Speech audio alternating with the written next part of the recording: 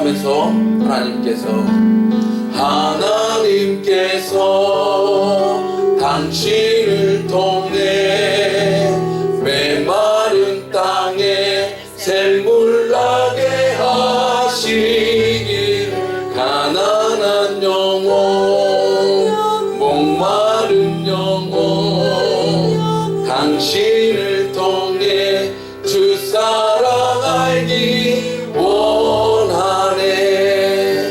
오늘은 인사하실 때 당신을 통해 메마른 땅에 샘물 나기를 원합니다. 시작. 당신을 통해 메마른 땅에 샘물 나기를 원합니다. 사랑합니다. 축복합니다. 참 여러분, 이 찬양의 가사가 참 좋죠. 네? 찬양의 가사가 메마른 땅에 샘물 나게 하시기를, 누구를 통해? 예, 나를 통해, 바로 여러분들을 통해, 우리 샘물 가족들을 통해 메마른 땅에 샘물 나게 하시기를. 얼마나 귀한 이 찬양의 가사인지 모르겠습니다. 하나님께서 우리들을 그렇게 사용하실 줄로 믿습니다. 그리고 가난한 영혼, 목마른 영혼들이 우리 샘물교회를 통하여서 그 갈망이, 그 갈구함이 해결되어 줄 수 있기를 원합니다. 여러분, 오늘 제가 북계 칼럼에서 썼지만 이 야구사에, 이 메이저리그 야구사에 길이 남을 기록이 하나 있어요. 아마도 이 베이브루스가 1920년대 30년대 그때쯤 아마 선수했던 걸로 알고 있는데, 지금까지도 그 기록은 깨어지지 않고 있어요. 홈런이 무려 몇 개예요? 714개. 이 정확한 기록입니다. 이것은 지금까지도 깨어지지 않고 있어요. 메이저리그 중 한 130년, 140년 이 역사에. 그런데 여러분, 이렇게 홈런을 잘 칠 수 있었던 데는 몇 번의 삼진이 있었다고요? 1330번. 무려 삼진 기록도 지금 함께 갖고 있는 거예요. 여러분, 무엇을 얘기합니까? 오늘 칼럼의 제목처럼 여러분, 실패를 두려워하지 않을 수 있기를 주의 이름으로 축복합니다. 여러분, 제가 언젠가 한 번도 말씀드렸죠. 사업에 2번 실패하고 빚을 갚는데 무려 17년. 여러분, 한번 생각해 보세요. 우리 같은 인간으로서 한번 생각해 보시죠. 사업에 2번 실패했고요. 그 빚을 갚는데 17년. 선거에, 여러분, 선거 한번 하려면 얼마나 이 정열과 이 에너지와 돈이. 선거에 7번 낙선. 10살 때 어머니를 잃고, 20살 때 누이를 잃고, 27살 때 사랑하는 연인이 불치병으로 죽고, 44살 때에 5살 난 둘째 아이가 하나님의 부르심을 받고, 53살 때에 12살 난 셋째 아이가 또 하나님의 부르심. 누구라고 그랬어요? 예, 미국의 10대 대통령 링컨의 있는 그대로의 이야기. 신문기자가 와서 질문하죠. 당신은 어떻게 이 많은 역경을 딛고 대통령의 자리에서, 그것도 많은 국민들의 칭송을 받으면서 사명을 감당하느냐. 그의 대답은 한 가지였습니다. 나는 무엇보다도 누구보다도 많은 실패를 경험했습니다. 근데 여기서 그치지 않았어요. 많은 실패를 경험했는데 그 속에서 하나님을 만날 수 있었습니다. 그 어머니가 눈을 감으면서 그에게 준 유일한 유산, 여러분 링컨 정기를 다 읽어봤기 때문에 다 알고 있지 않습니까? 낡은 무슨 책이요? 낡은 성경책 한 권. 평생토록 이 말씀을 가지고, 이 말씀이 내 삶의 인도자가 되어줄 수 있고. 여러분, 그렇습니다. 실패가 중요한 게 아니에요. 제가 지난 금요일에도 말씀드렸지만 여러분, 문제가 중요한 게 아니에요. 문제 속에서도 누구를 만나야 된다고요? 하나님이 함께 하심을, 그 하나님이 함께 하심을 보는 사람. 문제 속에서도 오히려 행복을 누리고 기쁨을 누리고 살아가는 인물이 되는 줄 믿습니다. 오늘 칼럼에 나와 있는 여러분 잘 아시는 이 말씀 한번 다시 한번 읽어볼까요? 시작. 두려워 말라. 내가 너와 함께함이니라. 놀라지 말라. 나는 내 하나님이 됨이니라. 내가 너를 굳세게 하리라. 참으로 너를 도와주리라. 참으로 나의 의로운 오른손으로 너를 붙들리라. 할렐루야. 이 하나님이 늘 우리와 함께 하시는 줄로 믿습니다. 그리고 이 하나님과 가까이 함, 제가 지난 2주간을 통하여서 여러분에게 말씀을 증거하지 않았습니까? 똑같은 제목으로 하나님을 가까이 함이 우리의 삶에 복이 되는 줄로 믿습니다. 그래서 여러분, 이제 하나님을 가까이 했습니까?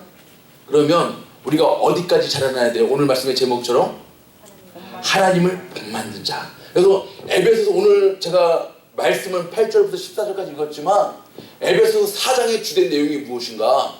여러분 1절에 있어요. 여러분 오늘 여기에는 안 뜰 겁니다. 1절 한번 보세요. 1절 다같이 시작. 그러므로 사랑을 입은 자녀같이 너희는 하나님을 본받는 자가 되라. 할렐루야. 그렇습니다.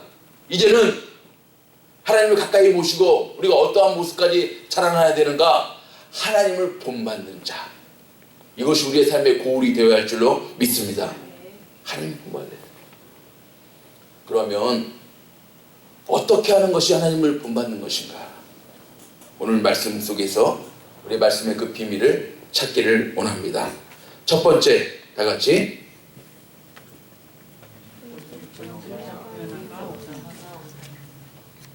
무슨 변화가 우선이라고요? 본질적 변화가 우선입니다. 오늘 말씀의 8절 말씀이죠. 같이 한번 읽어보겠습니다. 시작. 너희가 전에는 어두움이더니 이제는 주 안에서 빛이라. 이 에베소서에 보면은요, 우리 삶의 전에는, 이제는, 그때는, 이제는 이라는 것을 표현함으로써 우리의 본질적인 변화의 모습을 말씀하고 있습니다. 그러니까 전에는 뭐라고요? 어두움이더니 이제는 뭐라고요? 빛이라. 그러니까 어두움에서 빛으로 본질적으로 바뀌었다는 것입니다. 이 말씀을요, 우리 이 5장 말고 2장에 넘어가 보면 이제 여러분 이 말씀에는 그때는 또 전에는 이라는 표현을 가지고 나옵니다. 그때에, 그러니까 우리가 이전에 너희가 그 가운데서 행하여 이 세상 풍속을 쫓고 공중의 권세 잡은 자를 따랐으니, 여러분 보세요. 특징이 있죠. 전에 어둠일 때 특징. 이 세상 풍속을 쫓고 공중의 권세 잡은 자를 따르고, 곧 지금의 불순종의 아들들 가운데서 역사하는 영, 어떤 영일까요? 사탄의 영 이라. 전에는 우리도 다 그 가운데서 우리 육체의 욕심을 따라 지내며 육체와 마음에 원하는 것을 하여 다른 이들과 같이, 다 같이 시작. 본질상 진노의 자녀. 본질상 어떤 자녀라고요? 언제? 전에는. 그러나 이제는 주 안에서 빛이라. 그러므로 여러분, 하나님을 본받는 데 있어하고 first 스텝이 있습니다. 우리의 본질적인 변화가 우선 되어져야 할 줄로 믿습니다. 그래서 이렇게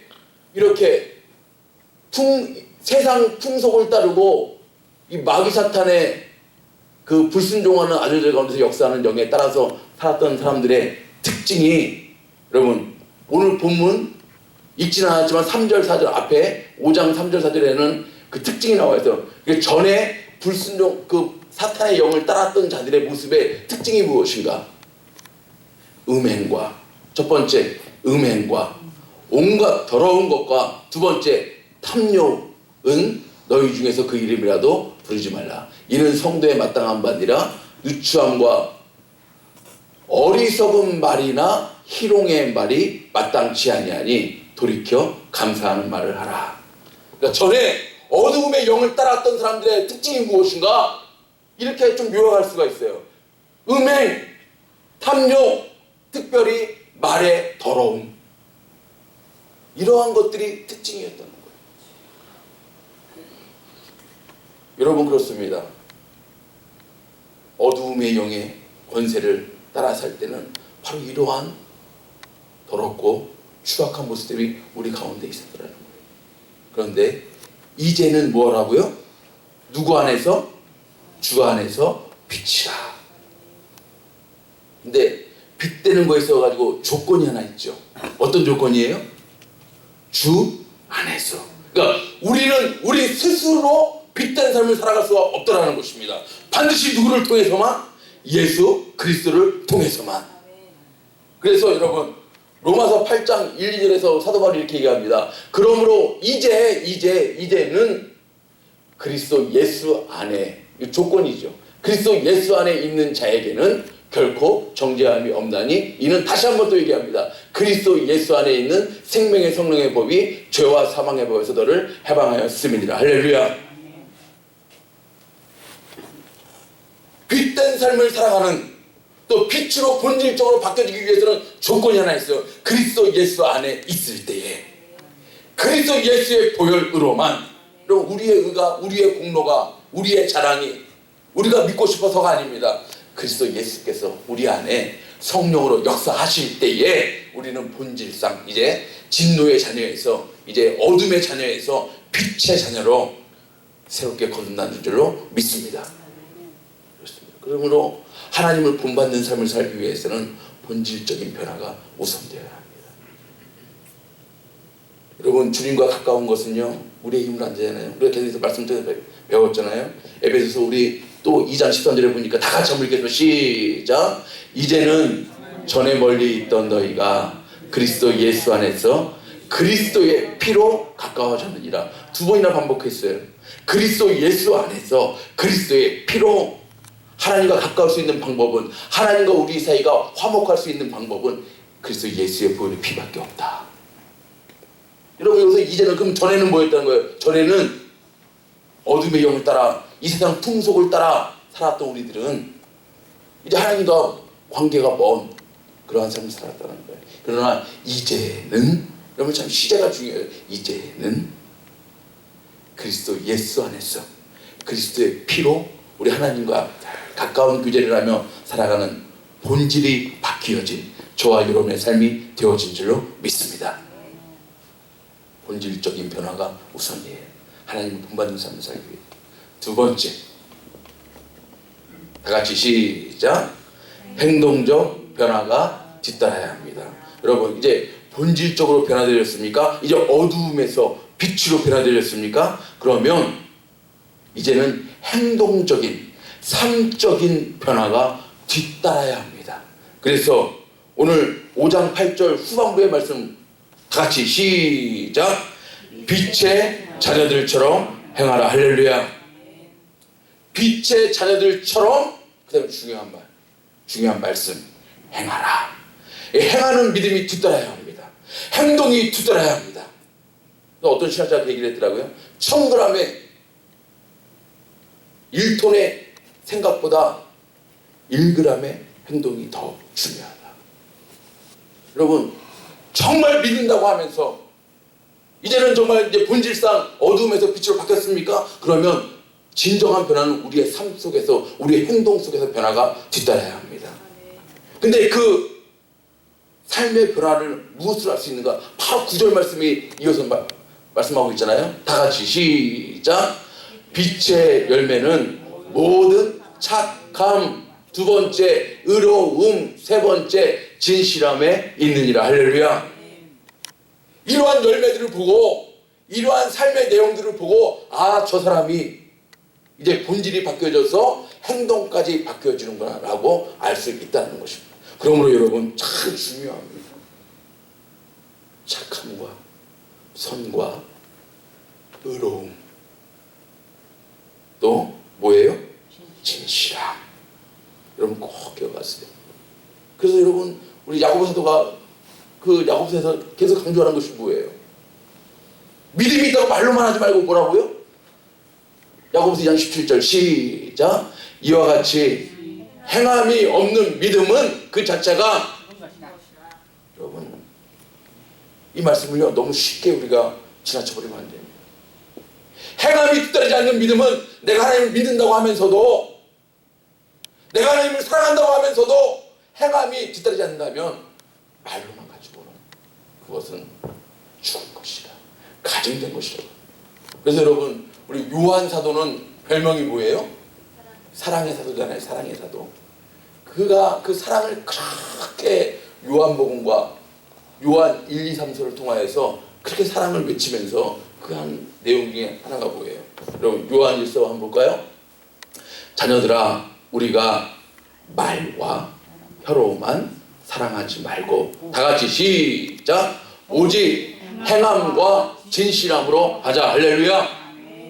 여러분, 그렇습니다. 말로만 사랑합니다? 아니에요.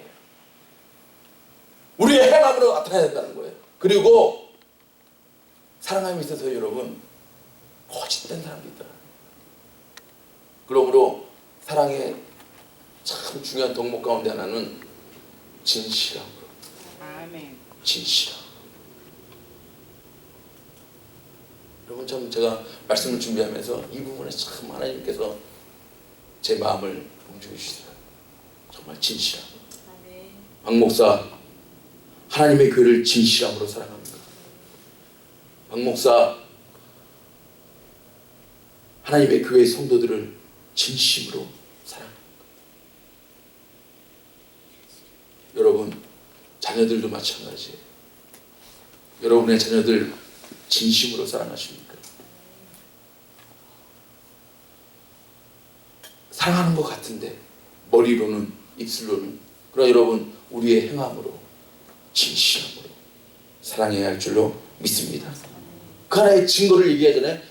그러면서 사장의 증거를 얘기하잖아요. 누구든지 하나님을 사랑하노라 말로 하고, 그 말씀은 없지만 하나님을 사랑하노라 말로 하고 그 형제를 행동으로 미워하면 이는 거짓말하는 자니, 보는 바 그 형제를 사랑하지 아니하는 자가 보지 못하는 하나님을 사랑할 수 없느니라. 할렐루야. 여러분, 그렇습니다. 그러므로 나 정말 주님 사랑합니다, 하나님 사랑합니다 하면서 내 곁에 있는 형제도, 이웃도, 성도도, 남편도, 아내도, 자녀도, 부모도 사랑하지 않는다고 한다면 뭐라고 그랬어요? 하나님 사랑할 수 없는 것이라고. 말로는 사랑하는 것이지만 실제로는 하나님 사랑할 수 없는 거예요. 여러분, 그러므로 우리의 행동적인 삶적인 변화가 뒤따라야 할 줄로 믿습니다. 그동안 우리 한국교회가 너무나 입으로만 많이 외쳤어요. 이제는 삶으로 다가가야 합니다. 우리 비크리스찬들, 난 크리스찬들에게 어떻게 다가가야 한다고요? 삶으로 다가가야 돼요. 그런데 그 삶이 뒤따르지 못하니까 오히려 세상에 빛을 비춰야 될 우리가 세상으로부터 오히려 되려 손가락질을 받고 있는 지금 현 시점에 이르르고 있다는 것입니다. 그러므로 다시 한번 각성해야 합니다. 찬양하는 것만큼, 기도하는 것만큼, 주님 사랑한다고 고백하는 것만큼 우리의 삶이 변화되어야 합니다. 행동이 뒤따라야 합니다. 그렇게 될 수 있기를 주님의 이름으로 축복합니다. 아멘. 그래서 산상수훈에서 우리 예수님도 말씀하시죠. 마태복음 5장 16절에 이같이, 이제 우리가 주님의 빛으로 거듭났습니까? 본질상 변화되었습니까? 그러면 이제 해야 할 일이 있어요.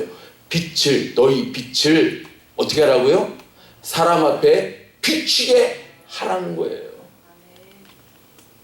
빛을 하나로 새롭게 되어졌습니까? 이제 그 빛을 비치라는 것입니다. 비치게 하여 고울이 보여요. 그 비치는 고울이 보여요. 저희로 너희 착한 행실을 보고 하늘에 계신 너희 아버지께 영광을 돌리게 하라. 할렐루야. 그렇습니다. 이제 전에는 어두움에서 이제는 빛으로 되어졌습니까? 이제 우리의 이 빛을 비춤으로 너희들의 착한 행실을 보고 저희로 하여금 하나님 아버지께서 영광을 올려 영광을 받으시게끔 너희들의 삶을 살아가라. 여러분, 예배만이 하나님 영광 받으시는 게 아니에요. 물론 예배를 통해 하나님 영광 받으십니다.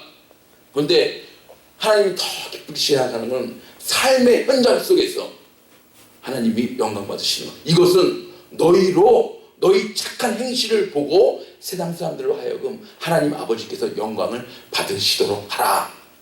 여기까지 우리가 하나님의 자녀로서 본받는 삶을 살아가야 할 줄로 믿습니다. 그럼으로써 이제 세 번째 단계로 발전하죠. 세 번째 뭐예요? 어디 단계까지? 주님이 기뻐하시는 것 그 단계까지. 그러니까 주님이 기쁨을 받으시는 그 단계까지 우리가 하나님을 본받는 자가 되어야 할 줄로 믿습니다. 그래서 오늘 본문에 나와 있죠. 10절이죠. 중요한 말씀이죠. 다 같이 시작. 주께 기쁘시게 할 것이 무엇인가 시험하여 보라. 그러니까 우리의 삶 속에서요, 우리가 늘 생각해야 되는 것이 뭐예요? 이 시험하여 보라는 말씀은 늘 생각하라, 늘 추구하라. 무엇을? 하나님이 어떤 우리들의 모습 때문에 기쁨을 누리시는가, 기쁨을 받으시는가, 영광을 받으시는가. 이것이 우리 삶의 고울이 되어요. 하나님 영광 받으시는 거예요. 그래서 제가 뭐라고 그랬습니까? 늘 여러분에게 말씀드리는 말씀 가운데 하나는 웨스트민스터 정말 중요한 신앙 고백 가운데 첫 번째 질문이 뭐라고요? 사람이 사는 목적이 무엇인가? 사람이 사는 목적이 무엇인가? 하나님을 영화롭게 하고 영원토록 그를 즐거워하는 것이에요. 여러분 꼭 기억할 수 있기를 바랍니다. 결국 우리가 변화받아서 우리가 하나님을 본받는 삶을 살아갈 때에 하나님이 무엇 받으시고 하나님이 기쁨을 받으시고 우리를 통하여 하나님이 영광 받으시는 것에 우리 삶의 목적이 있는 것입니다. 그런데 이것을 요 에베소서는 시험하여 보라 이렇게 말씀하셨는데요.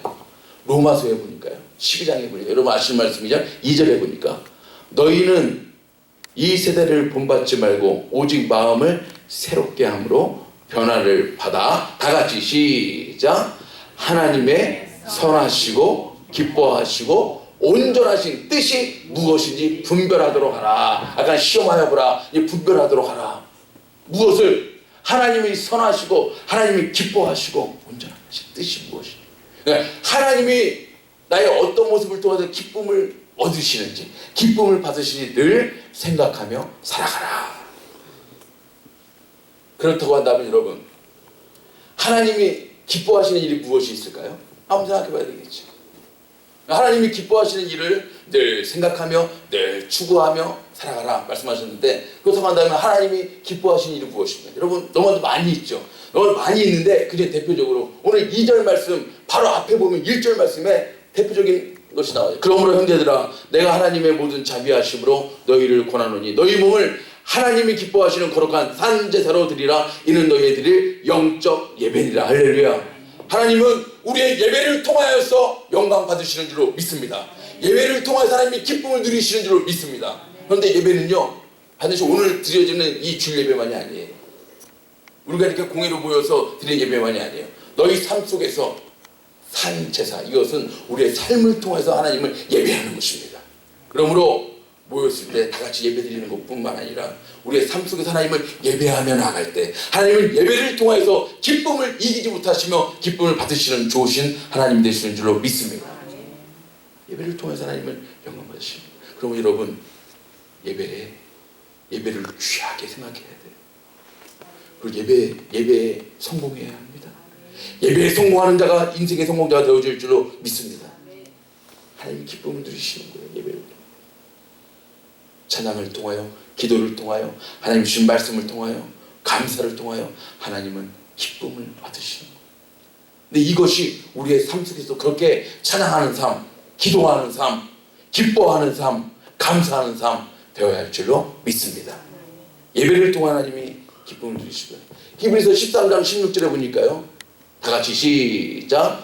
오직 선을 행함과 서로 나눠주기를 잊지 말라. 이 같은 제사는 하나님이 기뻐하시느니라. 여러분 여기도 보시면 선을 행함과 우리 아까 두 번째 말씀과도 일맥상통하죠. 행함이 뒤따라야 되죠. 선을 행함과 서로 나눠주기를 잊지 말라. 하나님이 기뻐하시느니라. 할렐루야. 하나님이 기뻐하시는 거는요, 여러분 가능한 대로 최선을 다해서 선을 베푸시는, 선을 행하는 여러분의 삶들이 될 수 있기를 바랍니다. 그리고 하나님이 주신 것 여러분 이미도 많이 있습니다. 이미도 많이 있어요. 그저 빈몸으로 정말 어떻게 보면 여러분 얼마 되지 않는 작은 돈 가지고 이 땅에 하나님이 태평양을 건너게끔 해주셔서 이 미국 내에서도 그 살기 좋다고 하는 손가락 안에 드는 이 시애틀에 살면서 여러분 하나님이 너무나도 많은 복들을 주셨어요. 근데 여러분 복을 주셨는데요, 중요한 건 뭔지 아세요? 그것을 누리는 거예요. 근데 누리지 못하는 거예요. 왜? 깨닫지 못하니까. 이 조국에 살면서 깨닫지 못하니까, 누리지 못하니까. 제가 항상 여러분 이 깨닫지 못하고 누리지 못하고 할 때 제가 항상 우리 부친 이야기를 여러분에게 가끔 하지 않습니까? 그 아프리카 차드 그 사하라 사막 바로 밑에 아프리카 한 60 몇 개국인가요? 그 나라 중에서도 물이 없는 곳.